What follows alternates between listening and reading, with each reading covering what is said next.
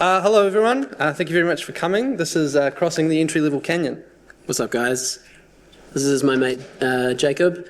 He's fresh out of uni this year, just really getting into the industry, but he majored in game dev. He's an avid musician and bass player, and currently the designer and programmer on Noteworthy, which is a music education game. And this is Jono. He's a music teacher, has a real passion for video games, but in particular music, audio, and games music.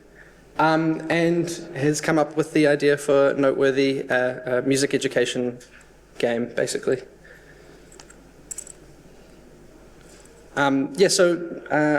We are low-hanging two-thirds of a studio based in Wellington, one-third based in Melbourne. And for both of us, this is kind of like a first commercial effort. Jacob, first job in the industry. Me kind of figuring out how to establish a studio and develop an IP. Nice. Start the timer. Low-hanging toot, we endeavour to teach the language of music through the language of games and gameplay. That's kind of our passion. My first job in the industry, and Jono's first time, trying to get a commercial product started. And so for us, it can very much be kind of easy to look back and look across the canyon and be like, we've made it, there's the path, very easy. But, we were not always there, and so we wanted to kind of have a talk about that and this kind of steps we took. So let's go back to the beginning of that canyon. So around the age of 13, I played Journey for the first time, and it kind of opened up this idea that, games can be art, and, I wanted to be the artist creating them. So for a lot of that kind of teenage years, I was basically looking for what exactly that meant. There's so many avenues with game development that you can go down, so, I was kind of ruminating over that. Eventually, I decided that I wanted to be a game designer in particular, and so around last year of my high school years, found a degree that allowed me to do that, and basically was like, that's how you do it. In 2021, I started uni, and that was the idea. I'd found the path through the canyon. I'll go to uni and then I'll get a job. It's as simple as that. Yeah, nice. I think that's something you'll hear a lot during this talk. There's a lot of ambiguity as to how you cross the canyon, what the path is to the industry, and like many people, we continually delude ourselves in thinking, that's the answer. I've got it. If I just do my degree, I will have made it. So similarly for me, games as art and expression, Journey was a real big jumping off point, particularly the music in that game. I don't know if any other game soundtrack has been nominated for a Grammy. We never looked that up. But at the time, I was writing music in a hobby capacity and working a corporate job, and that balance wasn't right for me. I really wanted to get into composing for screen, so I found the same path. Figured if I went to uni, got a degree, that'd be me in the industry, easy as. That's what it looked like. That's actually what it looked like. In my second year, I realized I didn't know where I was going, and it wasn't as simple as, study 3 years and you'll land the job in the creative field that you desire. And I actually just couldn't figure out where to go, who to talk to, what things I needed to be learning. And I needed to pay a living, so I pivoted into teaching music full-time. And it kind of felt like putting the dream in the bin, just because it was such an obscure path. So in a similar sense, around 2022, I was in my second year of uni, and I was thinking, this is how you do it. I'm going to go through these last couple of years of uni, and then I'm going to go out and have a job, But then in my second year, I was doing a paper on creating portfolios, and I really just felt like the objects that I had from my portfolio were really scattered. There was not a lot of direction to them, and there wasn't many of them. There were some illustrations, there were some 3D models, there was some game design stuff, very directionless. And so I realized I had kind of, not ascertained the idea that uni gives you the tools, not just a job. You've got to actually put in the work to get the job, right? And so now I was a bit of an impasse, and I wasn't really sure what to do. And so what I started doing is I started talking to people in the industry. So firstly, I talked to Henry from Deepfield, who was a lot further along in his career than I was, was able to really kind of see more of like a bigger picture idea, and was able to kind of give me the acknowledgement that I wasn't doing anything wrong, right? I wasn't going to fall down a ravine by taking a step forward. Just that kind of keep going acknowledgement. I also talked to MJ, one of the designers and programmers at Balancing Monkey, who was my tutor in first year. And so because she was in the kind of similar career path and also kind of starting her career, it was a really useful thing to give me almost a compass, a kind of spectrum of direction in which I can go down. You know, what would be useful for me to explore? And so no one is ever going to give you the exact path for how to get somewhere. They're going to be able to kind of direct you to landmarks and things like that, but clarify kind of career avenues for you. But you've got to explore. You've got to not be afraid of taking those little steps forward and trying things out. Yeah, that being said, some of us get too afraid of taking the little steps forward and find ourselves in a different career, which is what I had done. So I was pouring my creativity in a different direction. One-on-one private music lessons, and in efforts to raise engagement in kids learning hard stuff, I would use games and gamification a lot. And I found quite a lot of success with that. I think most of us in the room probably know that it's a lot of fun to learn through play. It's a lot more fun than learning from a clinical textbook or a lecture. And to some extreme cases, probably the most extreme case, I gave a week of full-time work to making a Pokemon narrative game in PowerPoint. It's not a good game engine. Don't use PowerPoint. But it was really well received. I made it for a kid who was like, he's pretty neurodivergent, blanking me for 20 minutes at a time if I asked him to do something he didn't want to do. And I didn't go to like teachers college, so how do I reach these kids was kind of the question I was asking myself. And it turned out that doing musical exercises to catch Pokemon and beat gym leaders was the way for this kid. Instead of blanking me, he was asking for longer lessons, and he was practicing at home to earn coins to spend at the shop and lessons. And so it was like a multimedia effort that proved to be a lot of fun, but I kind of did it out of survival instinct, really. But I've played it with a dozen or so kids since then, and it's really, really well received. It was a lot of fun to play through and just see them really lighting up at kind of short-term milestones when something like learning music is such a big, lifelong ambition. Sorry, I've been a slight behind. Yeah, you're okay. This is where we are. Yep. So I found myself back in the canyon inadvertently. I'd looped around somehow, and I was kind of back in this creative space of wanting to make games, wanting to create. Yeah, we're back on the path. Yeah. Yeah. And so, for me, I was in my third year, and I was just kind of had the confidence to try things out. I realized that I had to make opportunities for myself because no one else was going to do it for me, right? And so I started doing a lot of different things. I started a Massey University Games Club to get myself and other people involved in those kind of things. Through that, we did, game jams for portfolio pieces and for practice. I directed the capstone project for my university undergrad, which I also allowed me to bring a demo to NZGDC and show it off and network. Shout out to some other students doing that. In particular, the people doing Coastal Postal. Please go give them some love. Go check it out. One of our interns is doing stuff there, so highly recommend. But yeah, it was kind of this idea of not waiting for someone to tell me I'm good enough.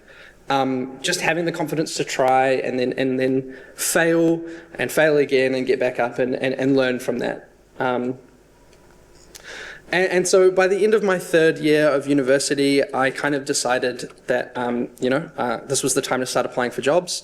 I'd finished my undergraduate. It was kind of a little bit of a crossroads for me. And I wasn't particularly confident that I was going to get jobs. I was very unsure. It's a very new thing for me. But firstly, you can't get a job if you don't apply, right? You've got to put that foot forward. And secondly, it's another skill to learn. You've got to kind of try these things out and do them so that when the time comes around where you might be an ideal candidate, you've got that process down, right? Like learning to process that form of rejection. Yeah, processing that rejection is super important as well, absolutely. Getting in that mindset of, another failure doesn't mean the end of the road. And so by the end of that, I didn't really get a job. And I was kind of realizing that I was more at the bottom of the ravine. Throughout my studies, I was kind of looking for that easy way over. I was looking for the keys to the cable car, the rope, the ladder, whatever I could get my hands on to kind of boost me up and get me over the ravine. But I realized that you kind of have to dig down into the ravine. You can't take the easy way out. And so I kind of stopped to look around and realized that there were a bunch of other people in the same situation as me, and a bunch of other people trying to do the same thing and trying to climb out. And what happens when you kind of do that and you have these tools that you've built up is you kind of see the patterns of how to climb up. You stop looking at this as, scary, jagged rocks, and it starts to look more like a bouldering wall, right? You can kind of see the patterns, the handholds, and you can kind of start to chart your path out. So at this moment, I was at the bottom of the canyon, but I knew what I needed to do. I needed more learning, so I went back for my honours year. And so in this time, I had all these tools. I had the confidence to try things out, but I just didn't really have experience. And so I did my honours research, a big project into that, but I did adjacent things to the games industry that I could do as someone who, hasn't necessarily been given a chance yet. So I did more game jams. I helped up on other people's projects.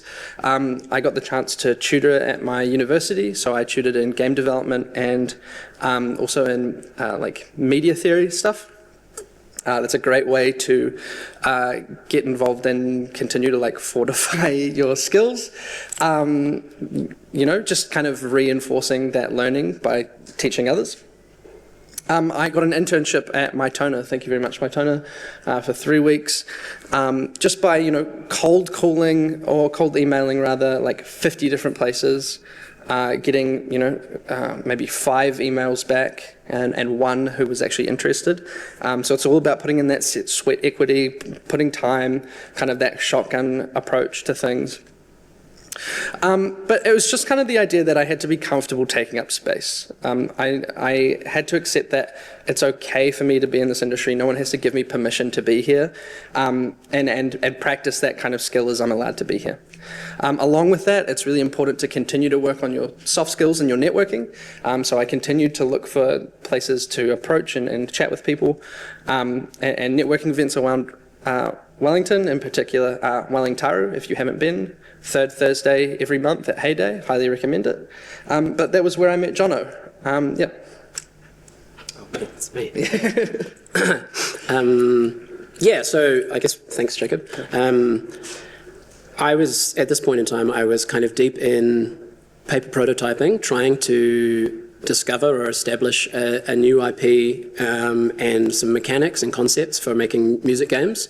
Initially I thought, what's the path to releasing a commercial Pokemon-themed music product, until I realized that they don't want your idea, they don't want to talk to you, they don't want to hear from you. That was daft. So I started playtesting with students in lessons, which is a very privileged position to be able to get paid to playtest your game ideas. But that being said, my creative passion was firmly reignited outside of the teaching field, and I started playing with this idea of how do you make a game in the real world? What are some steps? Money seemed important. Code, a Dunedin-based funding body, does fund some local game development, and so I looked into putting together a pitch for them. I talked to the Wellington-based rep, showed them the strongest prototype I had at the time, and they were into the idea. So I thought, okay, this is as good a way to learn as any about the process, kind of start to finish, marketing, everything. And I spent a lot of time kind of behind my laptop, just researching, reading, trying to put together a document that made it look like I knew what I was doing.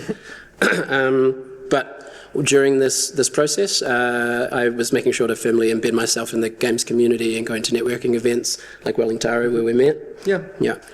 And it was pretty just meeting a like-minded person, having a chat. Yeah, it wasn't. I wasn't looking for somebody to work with. No, you weren't looking. Still trying to finish university. Yeah, I had a developer on hand at the time, and so it was just a beer and bonding over Journey and various media. While a few other people kind of watched idly, us yapping. Yeah, but I think just an emphasis on the idea that soft skills doesn't necessarily mean get better at talking to people about what you need. It means making friends in the community, and people enjoy working with people whose time they enjoy. We're all, like Wellington and games in New Zealand is a small place, so you're going to be around each other, you're going to be inspiring each other. Yeah, it's pretty crucial to take a genuine interest in people, make sure that you're kind of looking at personal connections over just, using someone for career goals. Leverage. Yeah, you never know what those connections can foster. We didn't really think we were going to be working together when we first met each other. It just happened that way. And when you do those kind of things, you kind of start to realize that if you see those little guys, there's a bunch of little people in the canyon all struggling at different places. We're all down there. Yeah. Yeah. And so it becomes far more about taking a genuine interest in each other and trying to help each other out. Someone's not going to help you out if they think that all you seem to them is just a leg up, right? They're going to want someone who's genuinely taking an interest in them. And then, maybe they're down here and you help them up to get up here. And then suddenly they get to the top and their boss is going, oh, hey, actually we're opening up a producer role. And you go, oh, I actually have a friend who was trying to do a producing. Maybe we should look into them. It's who you know and things like that. And people aren't going to want to get you opportunities if you're an asshole. That's right. But go like your two mentors you referenced, who were able to give you small steps. They were people that you had a rapport with before you needed them. And those connections have continued throughout. I still come to GDC and talk to those people and see how they're doing and get to play test their games and things like that. So those are pretty crucial. Yeah, cool. So that was me trying to put together a code grant. I had no idea how far in over my head I was. I did a lot of learning, but I had a lot of learning to go, and what better way to learn than by doing? So instead of trying to get money from them, I dug deep into my savings and self-funded the first production cycle of a game demo, and was looking for a new developer to work with. And I spoke with quite a few people from different walks of life, but nobody who felt like the right fit. I think I do things in a very vibes-based manner, and somebody that I did have really good vibes with was Jacob when we had that beer. So I reached out just to see if he wanted to play the prototype, have a coffee. Still like a very casual catch up. Yeah, I mean, we didn't kind of go into that necessarily going, this is a kind of interview. A business meeting. Again, I was still trying to finish off my last year of university. And so it was more just like taking interest in a project and having a discussion. But by the end of it, it kind of came to this kind of idea. A vague idea we might work together. Vague idea that we might work together. Yeah. There was no exact idea of, it wasn't necessarily stable income. We weren't talking about full-time employment or anything like that at the time. It was more on the idea that it's nice to be around people who are pursuing similar goals. Exactly. Yeah. And so the kind of idea for me is once that topic was broached, it was kind of the idea that I go, I'll be looking for more stable work, but if that doesn't happen or if I have time to commit, I'd definitely be interested. Because you do have to continue to work within the field that you're looking at. You have to go and strive to take that time. So if you're working part-time, you do need to put some of your personal time aside to continue to hone your craft. Keep pushing the portfolio. Yeah, exactly. If you stop, and then it becomes harder to get that momentum working again. So it's important to try and keep that going. And so for me, this was a way in which I could do that. So I didn't get a job because I'm sure, as many people in this room know, entry-level jobs are excruciatingly hard to get. And so we started talking about how I might be working on this project. Yeah, and it ended up as a job. Yeah. We've gotten into where we are now through, trial and error, finding a professional dynamic that works for us. Yeah, and it has been a lot of trial and error. I think both of us, sort of first commercial endeavour in this space has been just the acknowledgement that we're all learning and we're all going to continue to learn, and allowing that grace for both of us and the people we work with is a great way forward. I mean, I think it was important that we both kind of came from this dynamic of just trying things out and not being afraid to see where that might lead us. Yeah, well, it served us well on the path thus far. Definitely. Yeah. Looking back at, I guess we can reflect on it. It feels like maybe there was some sort of path. The path looks pretty, like you can look back and be like, oh yeah, you just kind of went that way, maybe the struggle over there, it looks pretty easy. Hindsight's 2020, right? But deep in it, it was a step at a time, and not being willing to try things and take up space. And now looking forward, we've crossed the entry level canyon, and then you get the more first canyon. release canyon, and it's fucking terrifying. Yeah, your careers are going to continue to be these canyons, these large areas, and so like looking forward, you know, you've still got to forge that path forward. You've got to continue to try and try things out. And so using those tools that, you know, I used to get a job and Jono used to start a thing, you know, update your portfolio, talk to people in the industry, try out new things, apply for jobs even though you don't think you might get them, get adjacent experience even if it's not exactly what you're looking for.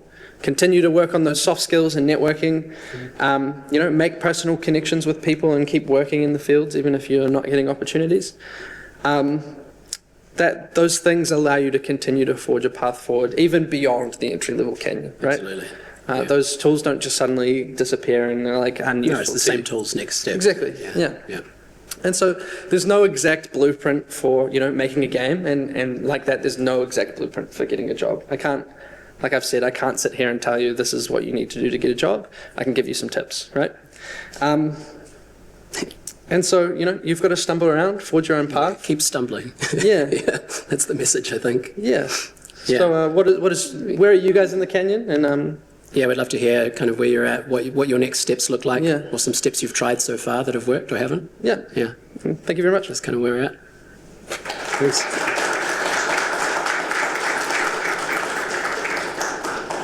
I think we've got a few plenty of time minutes for questions. questions. Yeah. Any questions, guys? Go for it. Thank you for your talk. Cheers. I'm actually a teacher in a degree program. Oh, sorry, there's the microphone. It's just projecting. There you go. Yeah, I teach on a degree program, so I'm not entering the canyon myself, but preparing others to. Nice. And I worry about this. You know, I worry about giving students false hope or preparing them for the realities of the industry. It's terrifying. And it's really, your advice is awesome. And other than, you know, passing on the advice you've given to us, to my students, is there anything you wish your teachers had told you at uni? Or is there anything that you think educators could do to prepare students or, you know, potential game designers for the industry? I think in particular, I've got an old lecturer in the room. I will say, for me, older, temporally. I think one of the best things Jeremy did for me was just be blunt about things. You know, that transition between undergrad and honours. He very seriously said, you should probably come back for honours. There's more learning that you can do. 3 years is not a lot of time to be learning. And so kind of those blunt realities are, I think, super important. I think if someone is knocked down too easily by a failure, then not to say that they're not cut out for it, but they do have to learn to have a bit of tough skin about that failure. That's probably the thing you need to practice most. Yeah, I mean, it's something that can be practiced. That was me in second year, Totally. and not being able to hack it. Yeah, it's not something that you're just born with necessarily. It is something that you can get practice in, and I think maybe the ability to have small failures, you know, take the training wheels off, get some scabs, in a non-serious environment like university is so crucial. it can feel pretty serious though.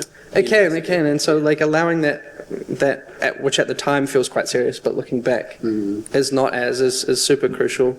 And so I think the only real thing you can do is give them the opportunity to try and fail, unfortunately.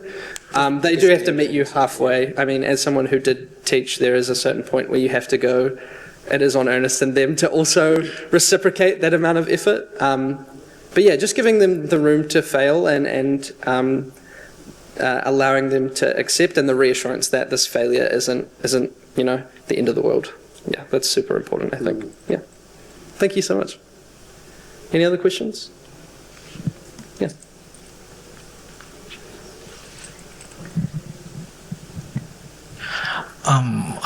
When it comes to failure, how would you, at what point do you decide that you need to change the way that you're doing something, or like just like that, hey, this isn't working out, what else can I do? Because I find myself sometimes deciding to kind of push through and see whether that's like something would work out. But at what point do you say, hey, actually this shouldn't work out and I should be trying something different? I think for me that really comes back to the community thing, is that none of us are stumbling around in the canyon by ourselves, or if you are, then you might end up bashing your head against a wall, right? And to have a few people who can speak in and say, here's another take you could try. And it doesn't mean that you abandon the approach you were taking entirely, but there might be a skill missing, or you just need a different perspective. I think the importance is reflection. If you fail, don't just go, oh, well, I tripped up, I guess I'll stand up and Start walking again. You should probably, look at what might have made you trip up. Was it an untied shoelace? Was it a rock? I think it's the point in which you should change or try something new is, for one, you should always be trying new things. There's never not a reason to try a new thing, even if you feel like you have a process down, just absolutely sorted. Trying something new is still super, super important. But it's also the point in which you feel like that continuing to put effort into that actually isn't going to get you any more of an outcome, right? And you can't, again, it's kind of got to be trial and error. There is going to be some sunk cost there. Sometimes you're going to have to just try to be like, hey, maybe I should keep going, even though I don't think this is going to quite work out, and see where it goes. And other times you're going to go, okay, maybe I should try something else. So it's just dependent on what learning you're gaining from continuing, I think, is the probably pretty crucial part. Yeah. Just any other questions?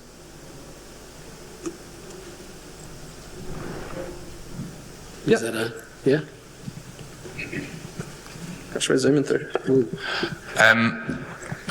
At an entry level, do you feel like it's useful to, you mentioned code grants. Do you think it's a useful exercise to try and apply for one, even if you are over your head? Absolutely. So I found it quite, we did do an application this year, and both times I found it hugely beneficial, a lot of insight. The reps that they have scattered around the country are super supportive, and they will ask you a horrible number of difficult questions that you don't have the answers to. And it's not because they're trying to make you feel like you don't belong or they're trying to bully you, but they're trying to, that's a helping hand. That's one of the people who's like, they can give you a bit of assistance from above, because they can say, you're completely blind to this area, or, you haven't thought about this at all. Go do some research, talk to people, do some reading. And there's some back and forth, there's a little bit of guidance they can offer, or mentorship. And at a point they will say whether they think you should submit a full application or not, right? And so you can kind of go through the preparation process and then bail out, and there's no hard feelings, and they'll see you again next year, and you will have done a lot of learning along the way. Yeah. I think the acknowledgement is that going and trying to get your own thing funded compared to, trying to get employment is a very different path to go down. And so you have to weigh up what skills that you are personally trying to develop further.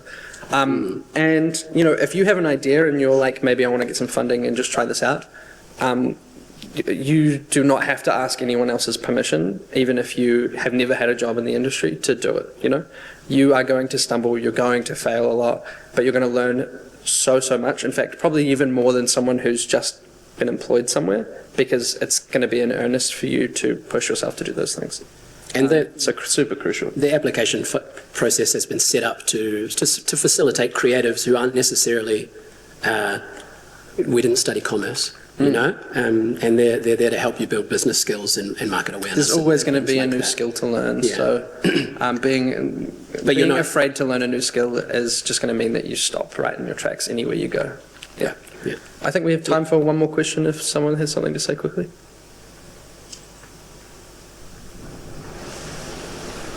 Oh, yeah? Yeah, Jeremy? Nice.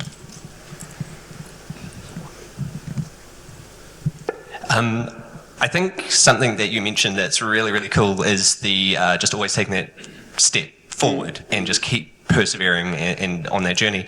I was wondering if you could talk to any moments where, or reflect on any times where you found that difficult and how you managed to keep moving forward, and any advice that anyone else might need for that, because that's definitely the biggest gap between people I see who don't end up in the industry versus do post-university, is the ones that do persevere. Yeah, definitely. I mean, in my second year, I looked at my portfolio and went, oh, I've got nothing, and maybe university just isn't going to give me enough projects. And I was like, well, where's that like learning gap? What do I do? It's a terrifying feeling, and you do kind of have to put a foot forward. But I think it's hard to say one exact place, because I think that I'm consistently doing it, right? It's not something that you just kind of do once. It's something that you have to think of consistently. And so, yeah, it's kind of like an everyday thing. And the acknowledgement is that you're not going to necessarily take a step forward and suddenly feel like you've gained more knowledge, or something's exactly there each and every step. It's kind of like linear. No, it's kind of like stumbling around in the dark for a light switch. You know, you're going to take a few steps forward before you eventually find the light switch. And so I think the thing that separates people who do take that step forward and don't is the acknowledgement that there's probably going to be another step forward in the dark that you're going to have to take, and just going, okay, I'm committed to doing that, basically. Yeah, I think that's all we have time for. Just a quick one on that. I guess for me, it's been a big process of redefining my idea of failure, and to take a step forward and it not work out felt like a failure, and sometimes still does, but kind of branding it as the idea of, if I was to give up, then that's the true failure. If I can take something, even if it's, oh, that way's spiky, don't go that way, right? That's a win. I'm not going to go there anymore. I'm going to go this way, and I'll get closer to my objective. Yeah. Great. Yeah, thank you very much, guys. Appreciate it. Yes.